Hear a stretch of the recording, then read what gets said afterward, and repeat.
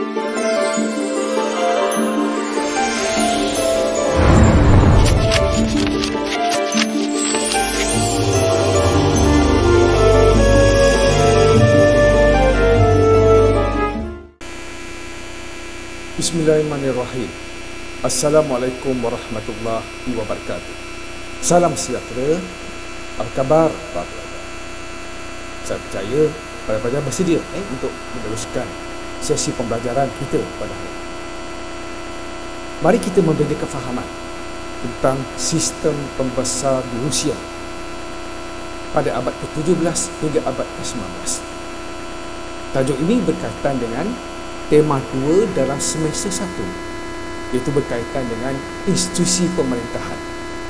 Kita nak memahami bagaimana mereka yang dikatakan sebagai orang nombor 2, iaitu pembesar yang memainkan peranan dan berkedudukan tertentu dalam institusi pemerintahan di Rusia. Jadi teruskan bersama saya, Suko Sensei.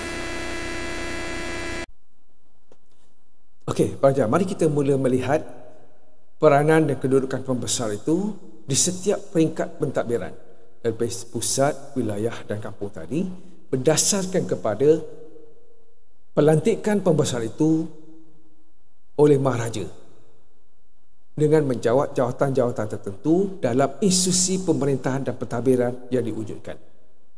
Yang pertama di Rusia, kalau kita lihat, pentadbiran raja pada era Moskow dan juga dinasti Romanov dibantu oleh institusi seperti Duma, Zemensky Zabur dan juga Prikazy.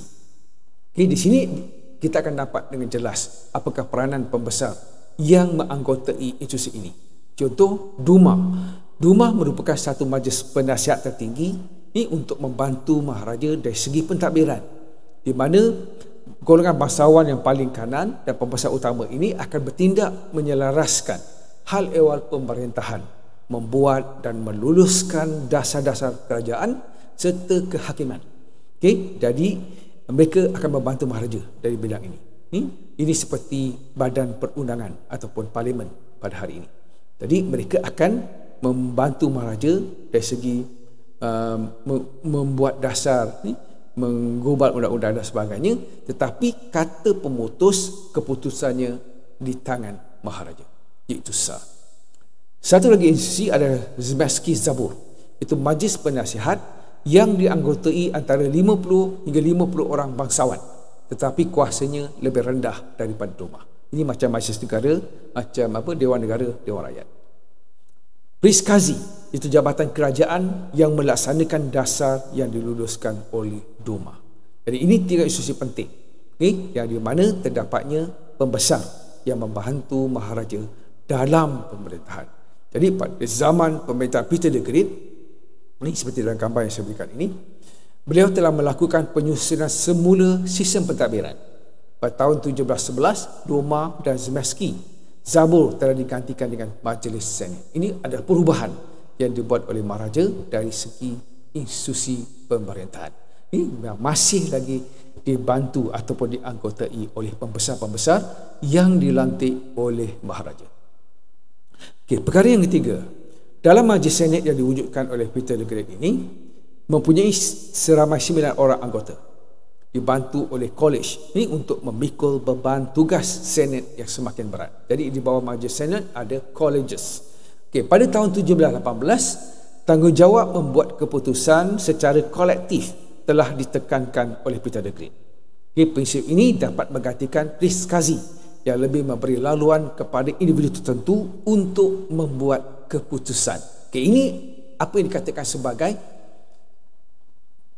perubahan yang dibuat oleh Maharaja untuk mengukuhkan kedudukannya dengan dibantu oleh pembesar melalui institusi-institusi pemerintahan dan pentadbiran yang diwujudkan. Ini cuma namanya saja berbeza. Kalau sekarang kita panggil badan perundangan, badan kehakiman dan juga badan pelaksanaan. Kalau kita lihat Pak Fajar, pada masa pemerintahan Peter the Great, banyak golongan bangsawan telah berkhidmat dengan cemerlang, terutamanya dalam bidang ketenteraan. Sebab golongan bangsawan ini diberikan tanah atas perkhidmatan mereka sebagai anggota tentera yang setia kepada Peter the Great. Pada zaman Kiev dan Moskow, Institusi gereja Kristian Ortodok memainkan peranan penting dalam hal ehwal agama, politik dan juga ekonomi. Jadi ini tidak disenangi oleh Peter the Great pada waktu itu. Dia telah membabitkan institusi gereja dalam pemerintahan kerana beliau ingin pembaharuan. Buktinya Peter the Great telah melantik Patriarch yang baru pada tahun 1700 dan selepas 21 tahun dalam pemerintahannya, Peter telah memperkenalkan Holy Synod untuk mengambil alih peranan Patriarch. Jadi ini adalah usaha maharaja untuk mengawal, untuk menguasai gereja. Jadi saya tak langsung kedudukan sah itu semakin kuat. Semasa pemerintahan Catherine, beliau telah memiliki harta dan kekayaan gereja dan gereja terpaksa bergantung kepada bantuan daripada kerajaan pusat. Ini ditambah lagi contoh semasa pemerintahan Catherine.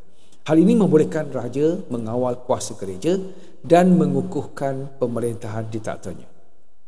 Kadang juga berlaku seperti itu semasa pemerintahan Alexander yang pertama.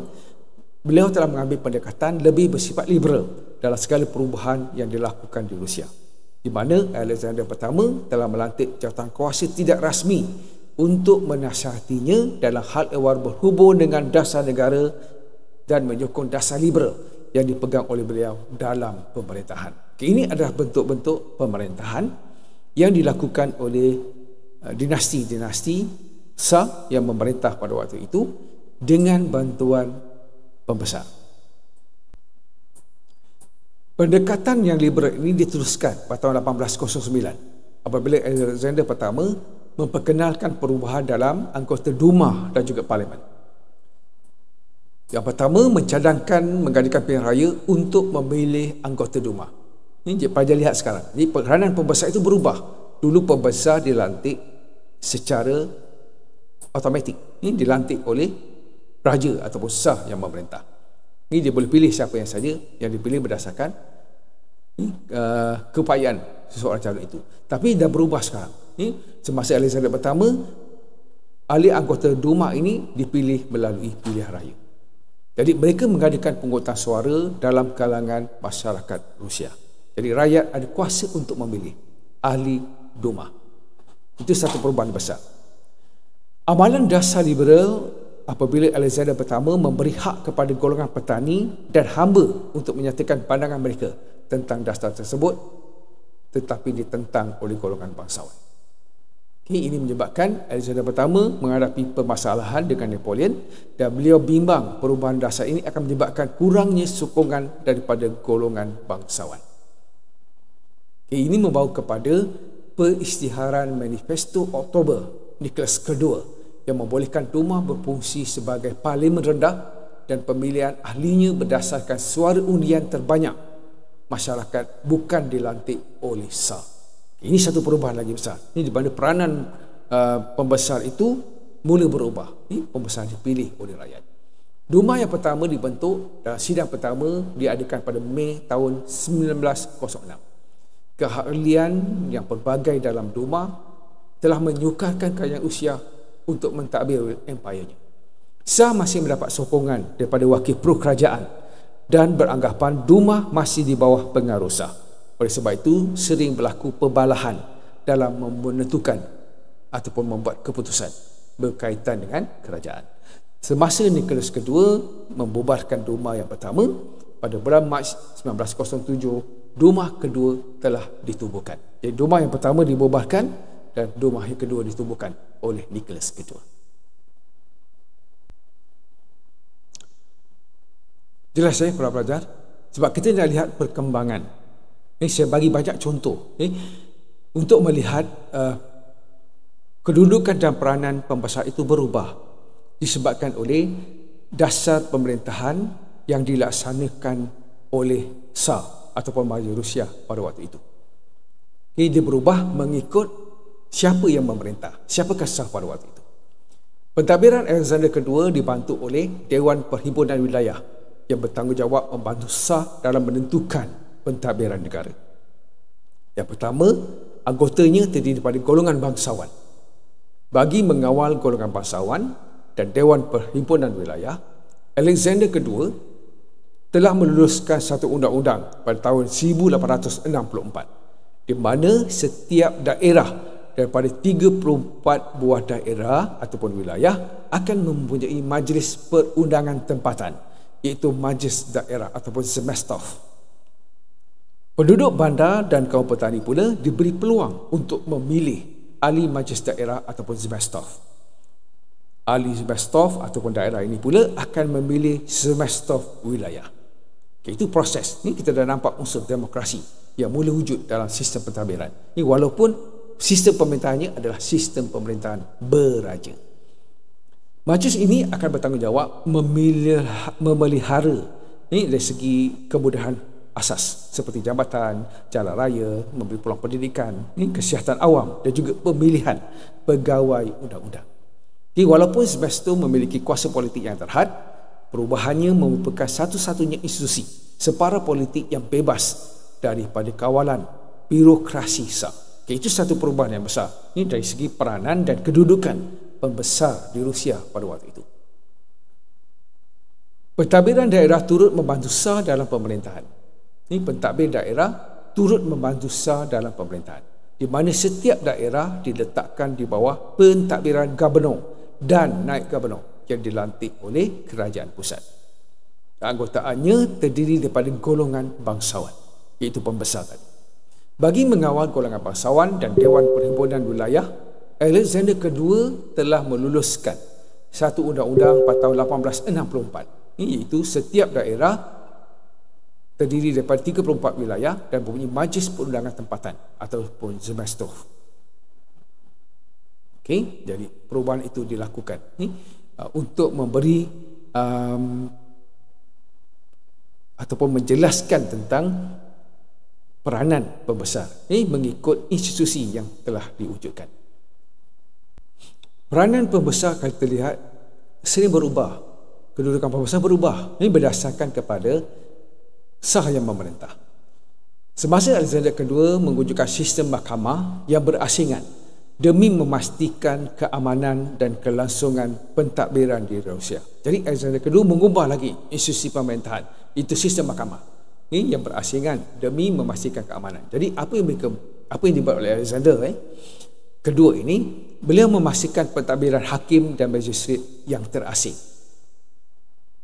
Pentadbiran hakim dan magistrate yang terasing mengikut peringkat pemerintahan, ini wilayah, pusat dan juga kampung tadi. Rakyat harus menerima undang-undang yang sama, di mana kes-kes mahkamah dibicarakan secara terbuka dan menggunakan juri diperkenalkan. Jadi pembicaraan mengenai perkara awam, jenayah telah dipindahkan daripada tangan pegawai tadbir kepada kuasa mahkamah. Jadi yang pentadbir akan menjadi pentadbir saja. Ini yang menentukan, yang membuat dasar dan sebagainya. Tetapi yang melaksanakan undang-undang, peraturan, itu adalah bidang kuasa mahkamah. Terdapat jaksa pendamai, hakim daerah dan sebuah senat yang menjalankan tugas sebagai mahkamah rayuan. Nampak pelajar? Ini satu perubahan yang besar. Ini dalam peranan dan juga kedudukan pembesar itu apabila raja, itu Alexander II, mengubah institusi pemerintahan tadi, di mana kedudukan badan kehakiman itu semakin lebih jelas. Ini semakin jelas dari segi fungsi dan peranannya. Dan disitulah terletaknya kedudukan dan peranan pembesar dalam institusi kehakiman. Di peringkat kampung pula diserahkan kepada komun, mir ataupun majlis kampung. Ini antara tugasnya adalah mengutip cukai. Jadi tugas komun menentukan jenis tanaman yang diusahakan dan juga berkuasa mengagihkan tanah pertanian kepada petani tertentu sahaja. Jadi ini ada satu usaha untuk memastikan hasil kegiatan pertanian itu berkembang dan memberi fokus kepada jenis-jenis tanaman tertentu yang telah diputuskan oleh majlis kampung tersebut. Jadi komun melatih generasi muda sebagai persediaan khidmat tentera apabila diperlukan oleh sah. Itu juga perkara yang dilakukan oleh pembesar di peringkat kampung untuk menjalankan tugas-tugas yang berdasarkan kuasa yang diberikan oleh Maharaja. Pentadbiran sah-sah di Rusia juga telah memperkenalkan raja yang berkuasa mutlak. Maharaja adalah orang yang membuat keputusan. Dia seorang yang membuat keputusan. Jadi sudah pasti dia mempunyai kuasa mutlak dan menjalankan pemerintahan secara autokratik. Ini membawa kepada penubuhan polis rahsia khas. Ini berlaku di Rusia. Ini adalah salah satu usaha Maharaja untuk mengawal pembesar-pembesar di bawahnya. Tugasnya mengawal penyebaran unsur propaganda yang menggugat pemerintahan dan menangkap mereka yang mengkhianati sah demokrasi masyarakat dan mengawal jalan keluar masuk ke Empire Rusia. Itu tugas pertama polis rahsia khas ini. Kedua, tugas Okhrana ialah menjadi pemberi maklumat dari kawasan luar bandar atau bandar, mendapatkan latihan khas dan menyebarkan propaganda di Rusia dalam pemerintahan Nicholas II. Itu antara perkara yang dimainkan oleh polis rahsia khas yang ditubuhkan semasa pemerintahan Nicholas II. Shah juga melantik beberapa menteri untuk merancang dan melaksanakan dasar ekonomi Rusia. Seperti semasa Sergei Wade dilantik sebagai Menteri Komunikasi dan Pengangkutan. Selepas itu menjawat jawatan Menteri Kewangan Rusia dan memberi keutamaan dalam pembinaan landasan kereta api. Contoh landasan kereta api St. Petersburg Moskow, St. Petersburg Warsaw dan St. Petersburg Nizhny Novgorod pada tahun 1894. Jadi perkembangan pembinaan membawa kepada pembangunan ekonomi dan penghijrahan penduduk untuk membuka penempatan baru di Siberia. Ini antara perkara yang dibuat oleh Shah dan berikan tugas kepada pembesar untuk melaksanakan dasar-dasar ekonomi di Rusia. Sergei Wade juga telah menarik pemodal asing untuk melabur di Rusia. Seperti melalui usaha yang dibuat oleh Sergei Wade ini, beliau telah berjaya menstabilkan nilai semasa mata wang Rusia, itu ruble. Beliau telah berjaya menyekat kegiatan spekulasi, menambahkan simpanan emas Rusia dan meningkatkan jumlah ekspor hasil pertanian serta menguruskan pinjaman dolar yang lebih efisien. Ini adalah peranan pembesar yang jelas melalui bidang kuasa yang diberikan oleh Shah. Pelantikan Peter Estopin sebagai Perdana Menteri pada tahun 1906 telah memperkenalkan beberapa langkah untuk melakukan pembaruan dalam bidang pertanian serta meningkatkan golongan pemerintah. Pada masa pemerintahan Peter Estopin ini, beliau memperkukuhkan kekuatan tenteranya dengan meningkatkan peruntukan tentera pada abad ke-18. Ketenteraan yang kuat membolehkan Peter Estopin menyerang Azov pada tahun 1996 dan berjaya menawan kubu tersebut daripada kekuasaan tentera Tatar. Jadi pertempuran The Great Northern War berakhir dengan perjanjian Nistadit pada tahun 1721, di mana melalui perjanjian tersebut Rusia mendapat semula Lithuania, Livonia, Estonia, Ingria dan juga sebahagian Karelia. Pengukuhan tentera membolehkan Shah mempertahankan Rusia daripada ancaman Mongol, Tatar dan Turki serta melaksanakan perluasan Empire Rusia. Jadi Peter Estopin berjaya memperluaskan kuasa dan Empire Rusia serta mengukuhkan kedudukan dan keselamatan wilayah-wilayah.